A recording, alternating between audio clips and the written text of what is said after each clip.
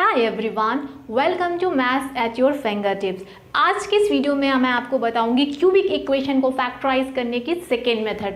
Last video में मैंने आपको क्यूबिक इक्वेशन को फैक्टराइज करने की एक सुपर फास्ट मेथड बताई थी और आज हम लोग बात करने वाले हैं इसकी सेकेंड मेथड की। तो चलिए आज का इस वीडियो स्टार्ट करते हैं। क्यूबिक इक्वेशन को फैक्टराइज करना कई बार बहुत लेंदी हो सकता है, तो आज के इस वीडियो में हम लोग बात करेंगे क्यूबिक इक्वेशन को फैक्टराइज करने की एक बहुत ही फास्ट मेथड, क्विक मेथड।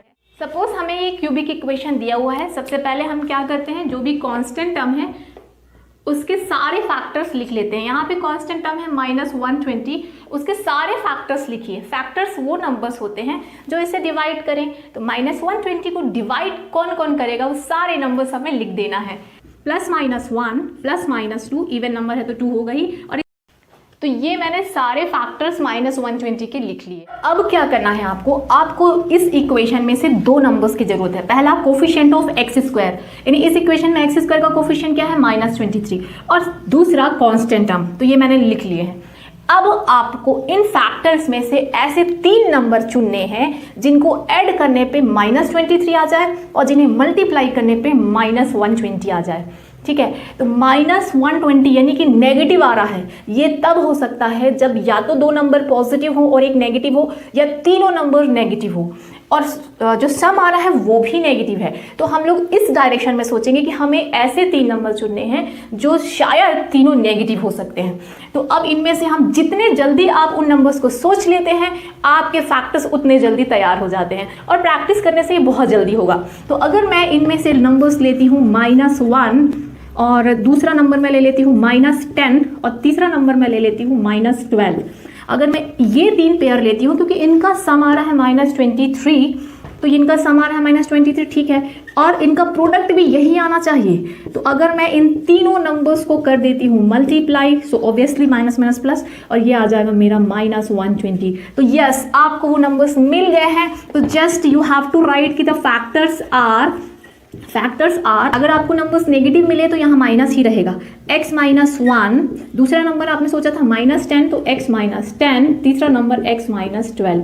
अगर नंबर नेगेटिव है तो नेगेटिव लिखना है, अगर नंबर्स आपने पॉजिटिव सोचने हैं तो यहाँ पे प्लस लगाना है। तो ये हो गए इसके फैक्टर्स। चलिए हम लोग नेक्स्ट क्वेश्चन लेते हैं। ये क्यूबिक इक्वेशन मैंने यहाँ पे ले लिया है। सबसे पहले कॉन्स्टेंट टर्म है 24 के सारे फैक्टर्स हम लोग लिख देंगे। तो ये मैंने फैक्टर्स लिख लिए हैं। अब कोफिशिएंट ऑफ x² का कोफिशिएंट कौन है, -9 है, और कांस्टेंट टर्म कौन है, 24 है। अब आपको इन फैक्टर्स में से वो नंबर चुनने हैं जिन्हें ऐड करने पे -9 आए। तीनों नंबर्स का सम आ रहा है नेगेटिव और प्रोडक्ट आ रहा है पॉजिटिव, यानी कि वो 2 नंबर्स जो है नेगेटिव होंगे और एक पॉजिटिव होगा।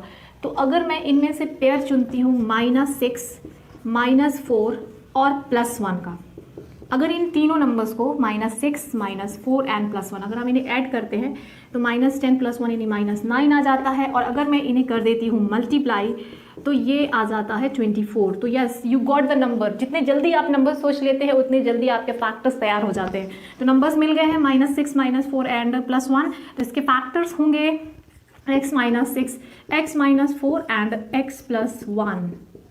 तो ये हैं इसके फैक्टर्स। तो इस तरह से हम लोग किसी भी क्यूबिक इक्वेशन को बहुत जल्दी फैक्टराइज कर सकते हैं। चलिए नेक्स्ट क्वेश्चन देखते हैं। अभी जो मैंने क्वेश्चन लिया था उसमें x³ का कोफिशिएंट 1 था। अगर x³ का कोफिशिएंट 1 है तो बहुत आसान है, हमने समझ लिया है। अगर x³ का कोफिशिएंट कुछ और है, जैसे यहाँ पे 4 है, तो पहले स्टेप में हमें उस नंबर से डिवाइड करना होता है, क्योंकि हमें 1 ही चाहिए x³ का कोफिशिएंट। तो we have to divide throughout by 4। x4 से डिवाइड किया तो ये सिचुएशन हो गई।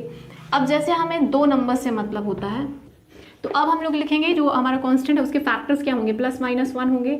अभी चूंकि फ्रैक्शन में है तो उसके सारे फैक्टर्स लिमिटेड हो जाएंगे। तो पहले तो +-1 तो सभी का होता है, दूसरा +-1/4, फिर +-1/2 भी होगा उसका फैक्टर। ठीक है, तो ये नंबर्स हमने ले लिए हैं। अब हमें 2 नंबर्स की जरूरत होती है, x² का कोफिशिएंट और कांस्टेंट टर्म। तो हमने यहाँ पे लिख लिया कि x² का कोफिशिएंट यहाँ पे आपको क्या दिख रहा है, पहले वाले में नहीं, इस वाले में। तो दिस इज 1/4, ठीक है, और कांस्टेंट टर्म हमारा है -1/4। अब आपको इन फैक्टर्स में से, चूंकि बहुत कम ही है, वो 3 नंबर चुनने हैं जिनका सम आता है 1/4 और जिनका मल्टीप्लिकेशन आता है -1/4। ऑब्वियसली वो नंबर्स होंगे +1, -1 और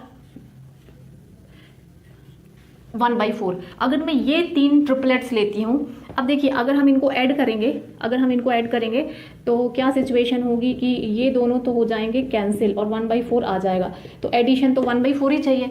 अगर मैं इन तीनों को मल्टीप्लाई कर लेती हूँ तो ये आ जाएगा आपका -1/4 आ जाएगा, इसलिए 3 नंबर्स हमने चुने हैं। तो यस, नंबर्स हम जितने जल्दी नंबर सोच लेते हैं उतने जल्दी हमारा फैक्टर्स बन जाते हैं। ठीक है, तो फैक्टर्स हो जाएंगे कुल मिला के, फैक्टर्स आर, मैंने बोला था कि जो साइन है वही लिखिएगा। पहला नंबर हमारे +1 है तो x +1, दूसरा -1 है तो x -1 और तीसरा 1/4 है तो ये x +1/4। तो इस तरह से ये हो जाए। आई होप ये वीडियो आपको हेल्पफुल लगा होगा। इसी तरह के टिप्स एंड ट्रिक्स लेके हम लोग आते रहेंगे।